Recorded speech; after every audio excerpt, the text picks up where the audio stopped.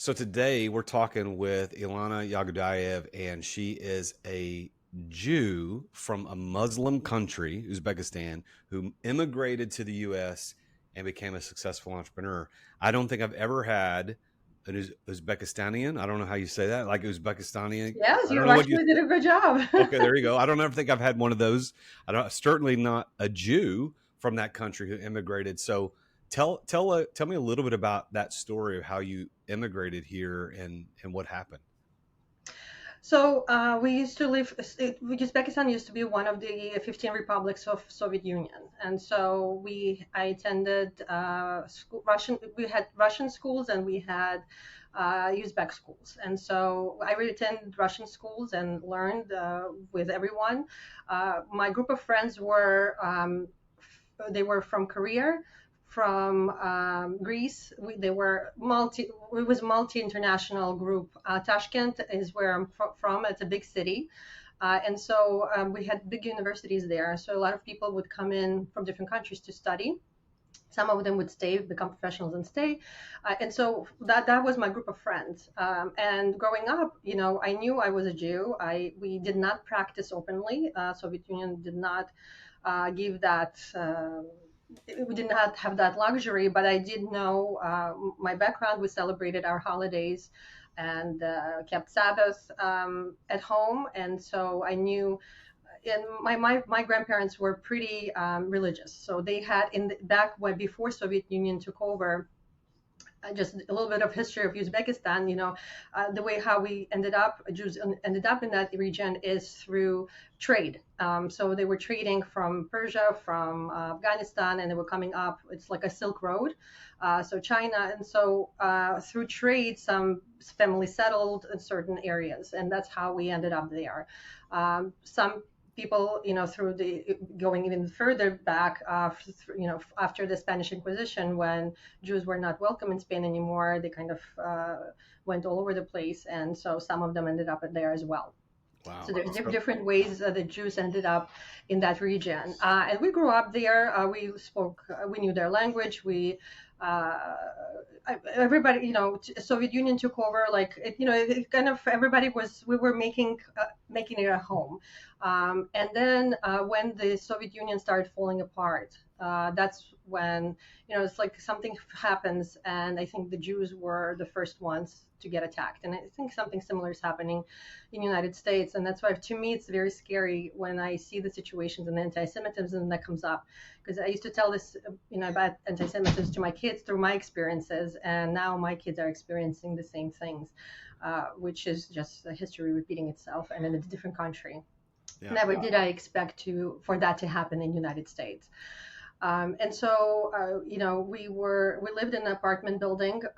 We started, friends who grew up with us, Uzbek friends, especially my brother's best friend, actually.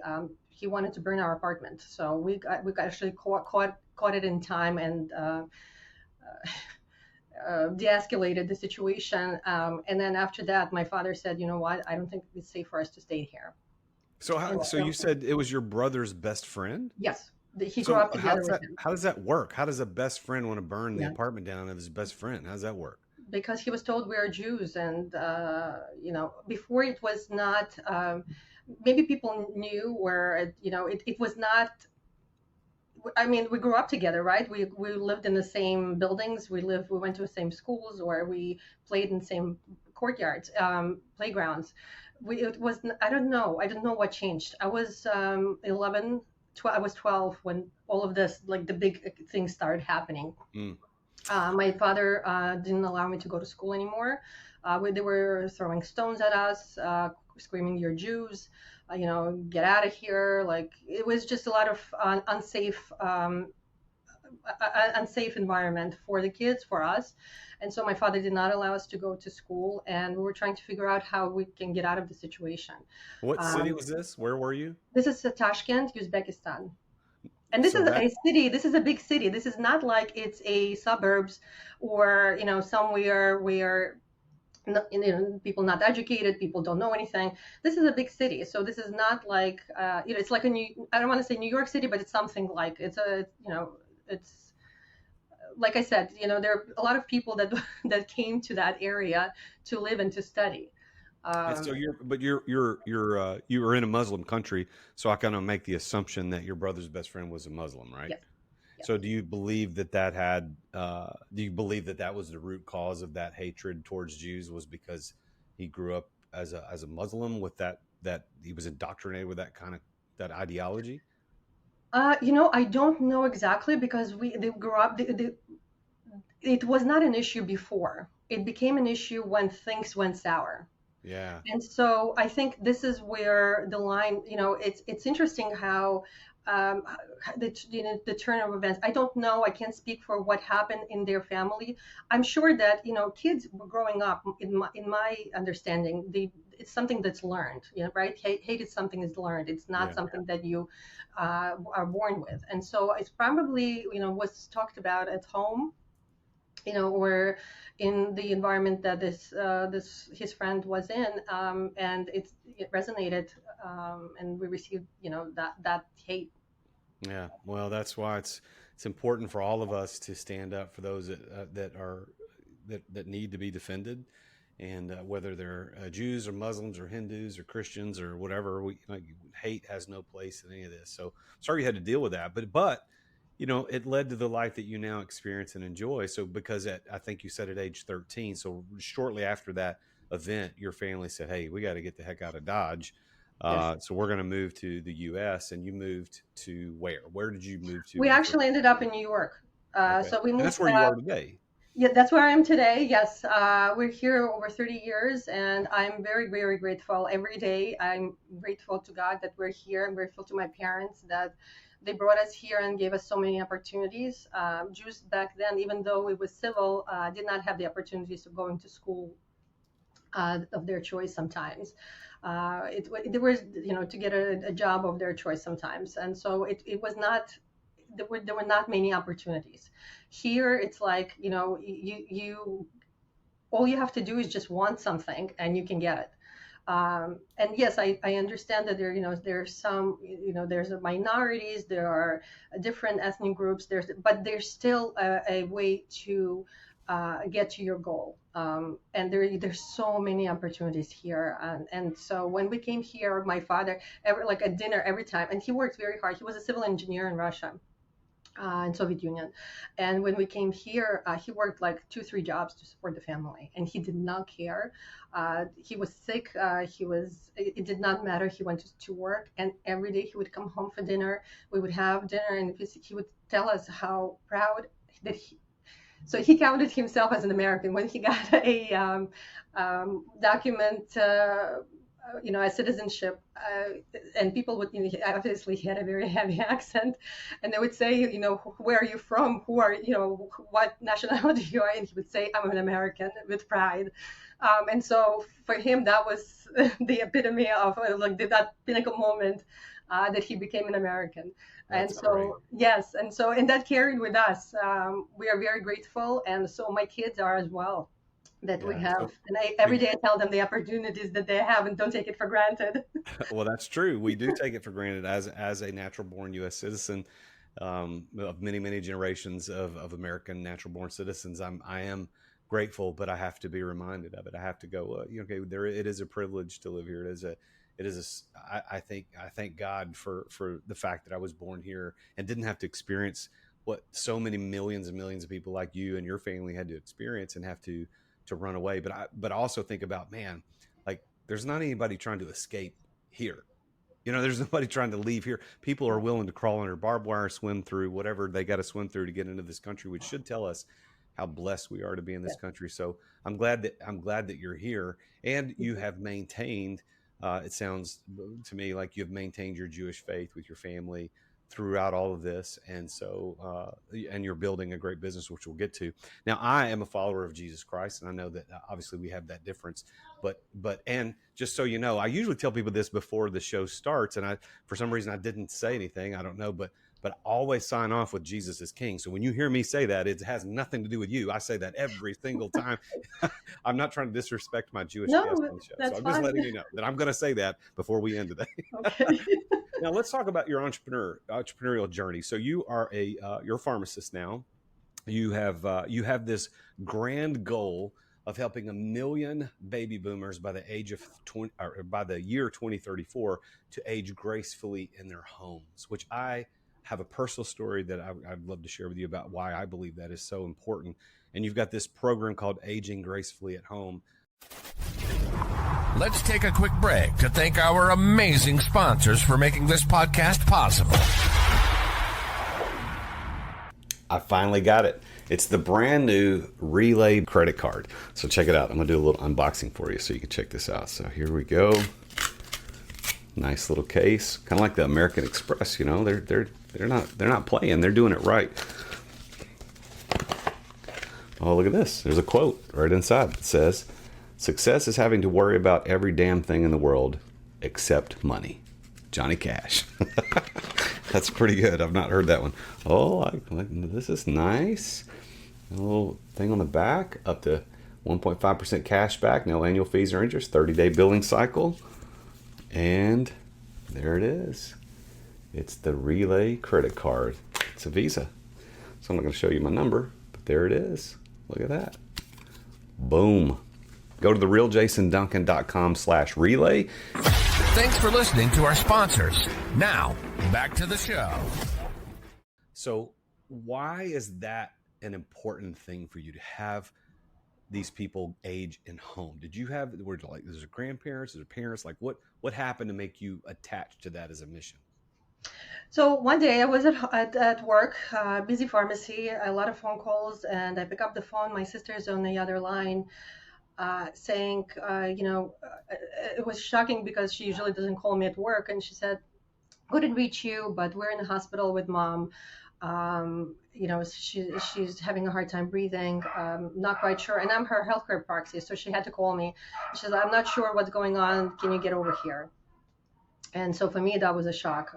I couldn't believe that she was, that I received that call in the middle of the day. So obviously, I dropped everything. I went to the hospital, and in the hospital, we found out that she had pulmonary embolism. And so what pulmonary embolism is, it's a blood clot that traveled from her leg. She developed blood clot. It traveled up from her leg into her lungs, and it was clotting up the heart valve, it affecting her heart as well. And this is a disease, not a disease, but this is an ailment where it's life-threatening. And so we were very, very lucky that it was a small enough clot that we were able to, she was alive, and we were able to treat her. And so after, a few days about a week in the hospital, she was released. And just to let you know, she went home. She lives by herself. My father passed away about 27 years ago now. And so she lives by herself, and she was, we made her feel comfortable. Do you need anything? Here are your medications that you need to start taking. I explained everything to her, as a pharmacist. I thought, and her background is, she was a nurse. She was a visiting nurse, actually, back in Soviet Union. So she has experience of, medical, she understands medicine and, the diseases and medications. So I left it with her, and she said, she looks like she comprehended. She felt fine. I felt she was safe enough to be home by herself. And so I went home, and the next morning I called her from my work, and I said, "Hi, Mom, how are you feeling? What's going on? Did you take your medication?" And she tells me, "What medication?"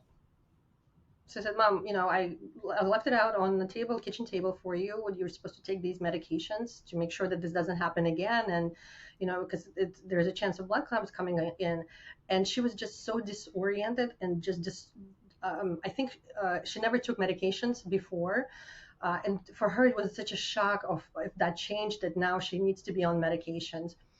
I looked at her, and she was, when I came already to the house, I saw her like just being disheveled. I didn't recognize her, and she's not, she's pretty young. So what I did was I took everything to my store. I prepackaged it for her, so there's a date and a time when she needs to take her medication. I brought it back to her, explaining how to take it, and this way, for me as well, I could monitor if she's taking the medications or not, because if she's opening the packages. And I think that kind of gave her a confidence that she's not, she's going to be taking it on time. She knew what to take when, and everything was already pre-made, so she didn't have to think twice. She just knew when to take it, and that gave me comfort as well. That I knew that she was taking her medications, and we're not going to have a recurrence of this disease. And I came, the night, that week actually, I came to work and looking at my patients and seeing, I have so many elderly patients who I'm sure going through nursing homes coming back, or rehabilitation centers coming back, or hospitalizations and coming back. And most of them are like on a lot of medications. How are they managing? For her, it was like 2, 3 medications, but how are they managing the whole slew of their meds? And so I kind of started paying attention to that. And I realized that this is a service that is much needed because of the fact that, when you are being transferred from one facility to home or anywhere, first of all, your medications change because the facilities usually have their different formularies than what you have at home. So you need to make sure that it's reconciled. And second, sometimes the regimens change. And so how do you keep track of all of that, especially after an event that happened, right? You went to the hospital for a reason. And so just recovering emotionally and physically from that event takes toll on you and on your family, because many people are working, they have families, they have businesses, they have work, and it's difficult to come to your parents' home or your grandparents' home and keep track of all of that, especially since you never dealt with it before. And so I we remember decided, my grandmother, my dad's mom, but actually my mom's mom and my dad's mom both had Alzheimer's. But I remember my grandmother, my dad's mom, she started getting dementia. She was living at home by herself. And I remember buying her for Christmas that year one of these big like digital pill boxes, because she took so many, and it would open, it would unlock at certain times to remind her. And it, even that, it wouldn't work. So my aunt and uncle had to come over all the time because they lived close by to help. And then my other grandmother, who just recently passed away this year, the same thing. It was like this taking of medications at home alone is really, really a big issue. So now I want to back up in your story though, because you're the owner of Drug Mart Pharmacy. yes. So this idea of paying attention to the drugs, obviously that's who you are. That's what you do as an entrepreneur. How did you start as a pharmacist? Did you know you wanted to be a pharmacist, and did you think you were going to go work for a pharmacy like Walgreens, or did you always know you were going to start your own pharmacy? No, actually, I wanted to be an engineer. Yeah, like your dad. And I wanted to follow my father's footsteps. He was a civil engineer, and I thought he would be so proud of me. And when I came to, when it came the time, I was finishing up high school, and he said, "Well, have you decided what you want to do?" And I said, "Yeah, I'm going, I want to be an engineer." 'Cause I was really excelling in math. I did very well, and I felt like, something that would be useful. And he said, "No, I don't think this is the right path for you." And, it looks at something in the medical profession. And, I grew up in Soviet Union. So, it's when your father says something, it's not because of, who you are, or it's just, he means well, and you need to, usually like we listen and kind of give it thought. And so I thought about it, and I said, and he explained to me, he said, it's long hours, it's difficult, while he's reasoning for me not to have that path, not to take that path. And so when I looked at the medical profession, my mom was a nurse. And so I asked her, how was it? And I remember actually as a kid, when I was, off from school, she would take me with her to his home visits. And it's not something that I liked doing. So I said, you know what, really don't want to be a nurse. I didn't want to be a doctor at that time because I thought it was a very long process of getting to, being an MD, a lot of schooling. So and I just like look back and see what I'm good at. I was very good at math, and I was very good at chemistry. And so pharmacy kind of fit that very well into that, because that's what it is. It's chemistry. And so I decided that I will go to pharmacy, but I wanted to be in the lab. So I wanted to actually create new medications. So that was the intent originally. And then I went to pharmacy school. I got married, and I had my 3 children through pharmacy school.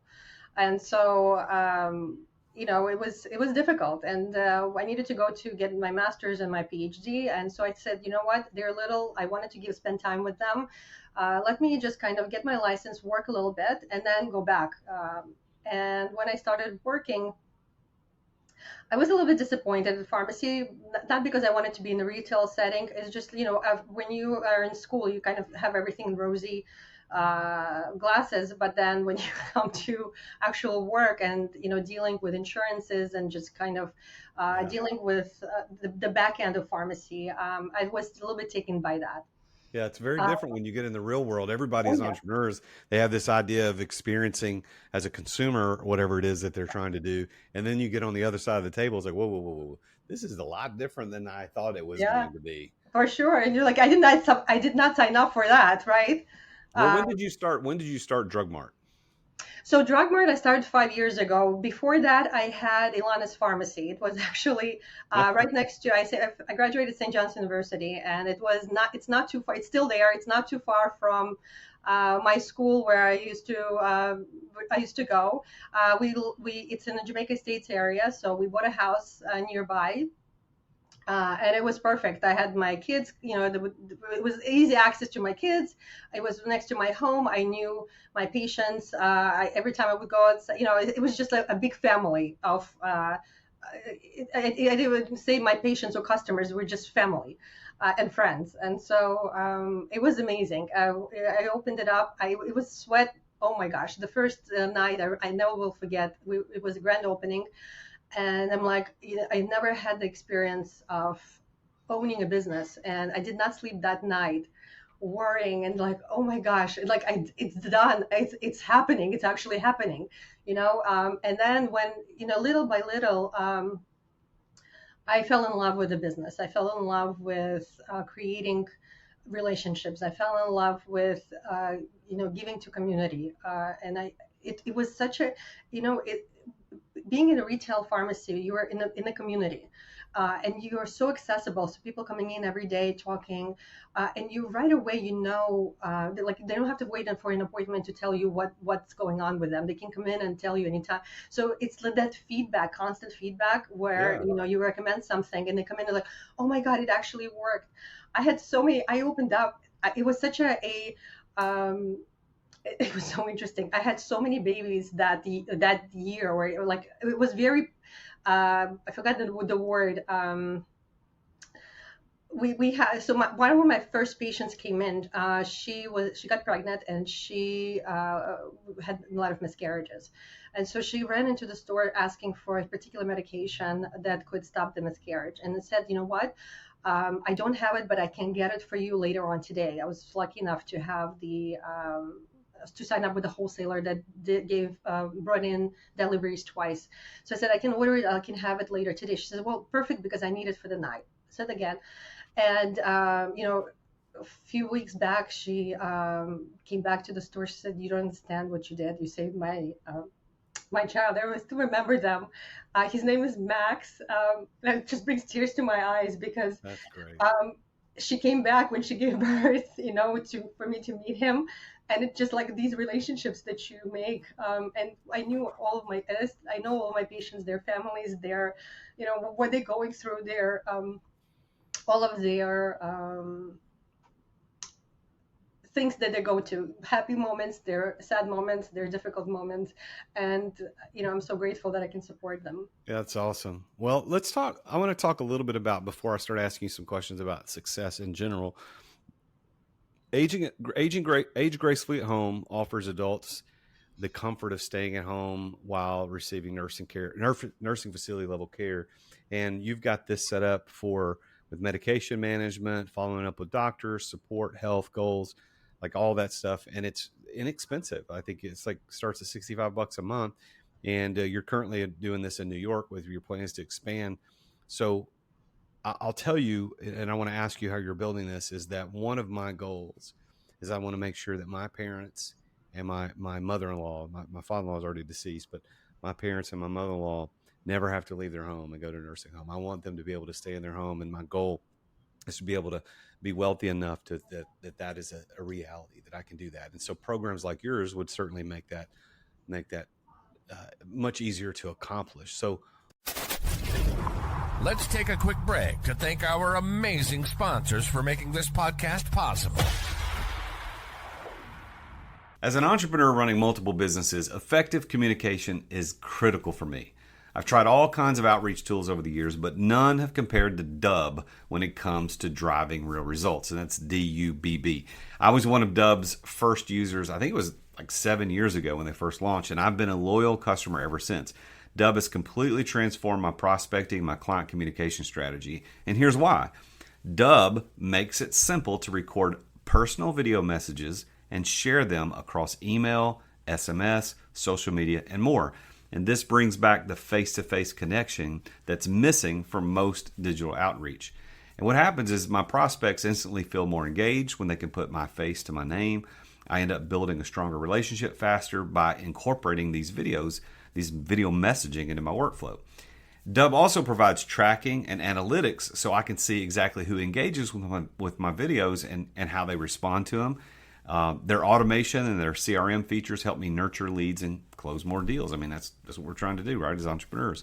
So after using Dubb for years, I absolutely can't recommend them enough. I mean, Ruben, those guys over there are phenomenal. I love Darius. They're all great guys. It's become an invaluable tool that I depend upon to run my businesses efficiently. And if you want to boost your outreach and see amazing results like I have, head over to therealjasonduncan.com/Dubb. That's DUBB, and you can try it completely for free. No credit card required. You get the first 50% off your first 2 months, by the way, if you use my link. You need to take your prospecting to the next level with video messaging from Dubb. They're my go-to sales communication platform for nearly 7 years and counting.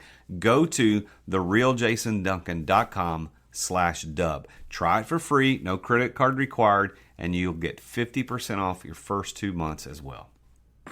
Thanks for listening to our sponsors. Now, back to the show. What are you doing in that home to make sure? Is it actually physically people going into the home and helping, or how does it work? So we do it, yes. The way it is, it's actually, you're telling it is a low cost, but they're eligible Medicare or Medicaid patients who are now Medicare is looking into this because they understand that there's so many baby boomers, they will not be able to have so many facilities to accommodate them, and so they are actually looking for these services to be provided at home, and they starting to cover these services. So it will be very affordable in the very near future. And what we do, and the biggest thing is, and I noticed with my patients, is that the biggest challenge is managing the medications. And this is why most of these patients go to a facility because it's being managed there for them.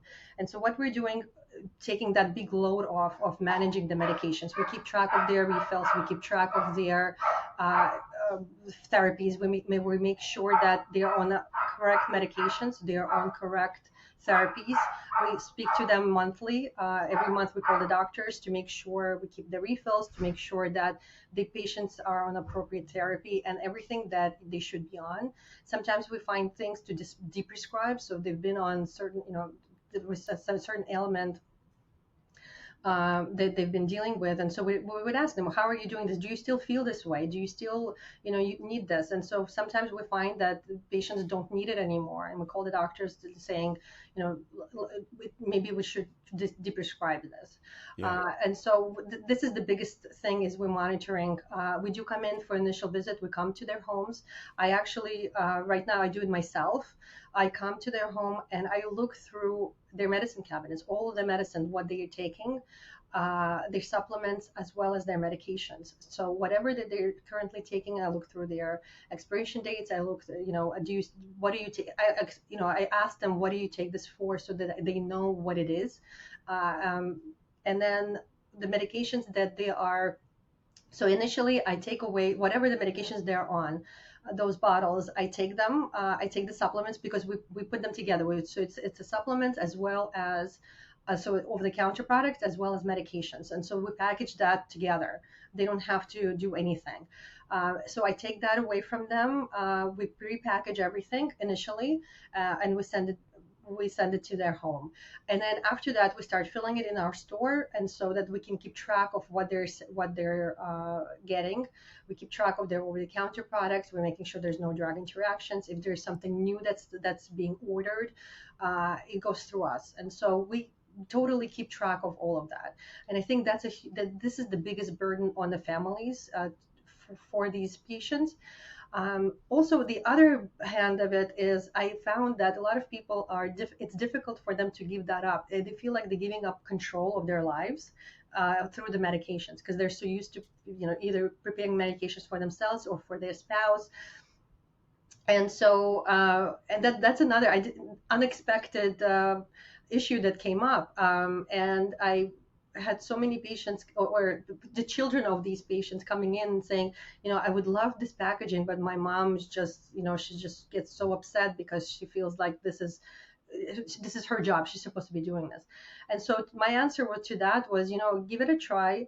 And it's going to free up her time to do other things that she loves, and, to spend time with her grandchildren, to do her hobbies that she's, meant to do for such a long time, or, spend time with her friends. And so, and eventually it becomes a blessing, because they're surprised how easy it is, and then they're surprised that they don't have to deal with this anymore, and there's a luxury of time now, and they're able to do more things. Well, then time, when you get to that age, time is the most important thing to think about. You don't get that back, and it's accelerating quickly in a way that we don't want to think about, but that's the reality. So let me ask you, Ilana, as we move to the final segment of our show today, I got 3 questions for you. First question, how do you define success? What does that mean to you as somebody who's immigrated from another country, fled from another country into this country, and become an entrepreneur? What do you believe that word success means? Well, so to me, success is multi-stages. Success for me generally is living my vision of my life, of what I want to do, and how I see my life is. And also, I have daily successes. That, success of knowing that my children are well, knowing that they can provide for themselves, that they're not a burden to anyone. Meaning, they're now have grown up and marrying, and I know that they will be providing for their spouses, or helping their spouses. So I am that's a success for me. Success is doing my work and helping others, making a difference in people's lives, creating communities, helping communities. So I live for that, and I think part of being pharmacist is just it's interesting how, being from engineer going to a pharmacy, thinking, just picking a profession, but now that I'm in it and I'm living it, it's mine. Like, I own it, and it feels good to be in this profession. It feels good to be part of this community that I'm serving, and I'm just so grateful and feel privileged. So to me, that's my success. So you said living my vision. So based on that definition of success, do you consider yourself to be a success? Yes, absolutely. I love it. I love it. Now, as we finish the show, I want to give you the last word. I want you to look into the camera and speak to the listeners. What is your best piece of advice as an entrepreneur to another entrepreneur? What would you say? So I think it's creating the vision, that clarity, and discipline. So I've been challenged with that. I think discipline of, having that vision that you want, where you want to be, and chipping away at it daily, and making yourself better every day. And I think the opportunity to grow and expand, and with that opportunity within yourself, you are able to do more for others. And I'm very grateful that I've learned that, and I'm very grateful that I can live that. Ilana Yagudayev, thank you for being on the show today. I want to tell everybody you can go check her out on Facebook at Drug Mart NY. So if you just go to Facebook, look up Drug Mart NY, you can find Ilana there. I'm sure she's on other platforms, but go check her out on Facebook. And she, if you're in the New York City area and you want this service to age gracefully at home, please go check her out. Drug Mart Pharmacy.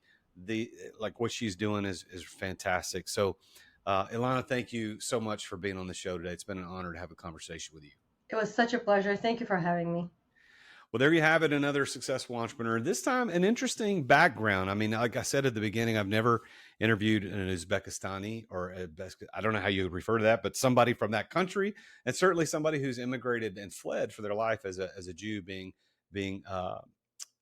oppressed by the Muslims in that country, and came here to New York, to the United States of America for a better life, and then became an entrepreneur. So entrepreneurship and the American way of life, I don't think there's any better way of living. So thank you to her. Congratulations to her for all her success.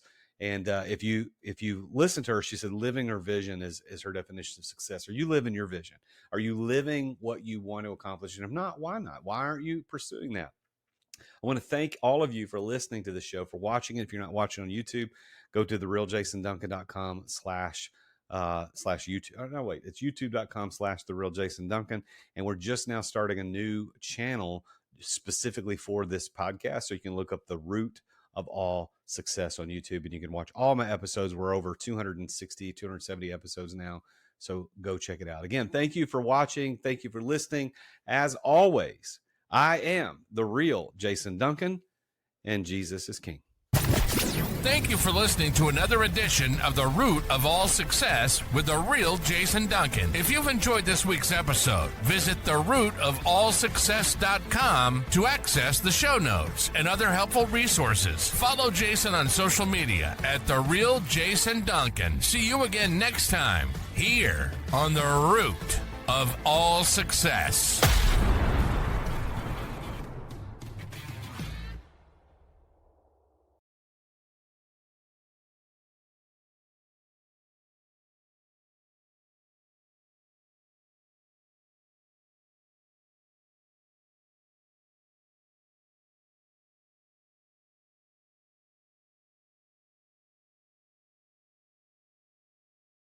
This podcast is a part of the C-Suite Radio Network. For more top business podcasts, visit c-suiteradio.com.